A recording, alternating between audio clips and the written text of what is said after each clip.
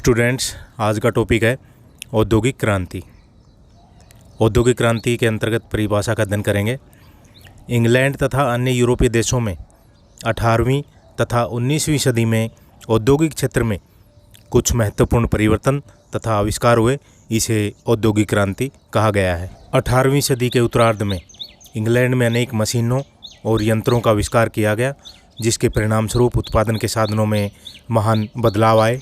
उद्योगों में अब सामान हाथ से बनाए जाने के बजाय बड़ी बड़ी मशीनों का प्रयोग होने लगा। मानव और पशु बल के स्थान पर उद्योगों में वाष्प ऊर्जा का प्रयोग होने लगा।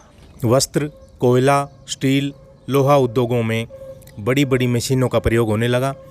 अब उद्योगों में बाजार के लिए बड़े पैमाने पर उत्पादन किया जाने लगा।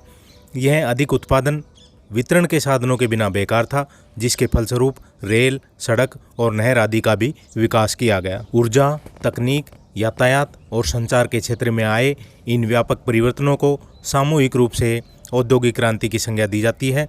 इसे यांत्रिक क्रांति भी कहते हैं। इंग्लैंड तथा दूसरे यूरोपीय देशों में हुए औद्योगिक परिवर्तनों के लिए क्रांति शब्द का प्रयोग प्रसिद्ध इतिहासकार आर्नल्ड टॉयनबी ने अपनी प्रसिद्ध पुस्तक lectures on the industrial revolution में किया, जो 1884 ईस्वी में प्रकाशित हुई। इन परिवर्तनों को क्रांतिकारी इसलिए कहा गया है क्योंकि इसने देश का स्वरूप बदल दिया। कारखानों की ऊंची ऊंची चिमनियां दिन रात धुआं फेंकने लगी।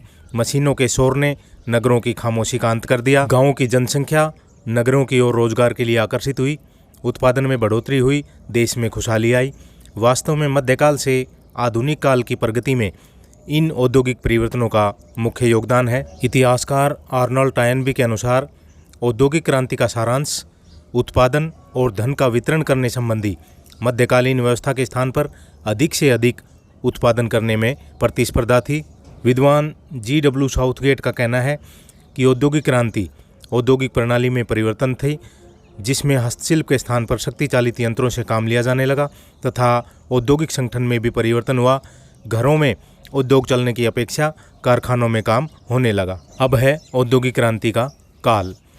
औद्योगिक क्रांति से संबंधित परिवर्तन अचानक नहीं हुए, बल्कि यह विकास की एक निरंतर प्रक्रिया थी, जो इंग्लैंड सहित यूरोप के विभिन्न देशों में विभिन्न परिस्थितियों तथा विभिन्न समय में घटित हुए। इतिहासकार हेज का मानना है कि औद्योगिक विकास का क्रम 15वीं सदी में ही शुरू हो चुका था और यह अब भी जारी है।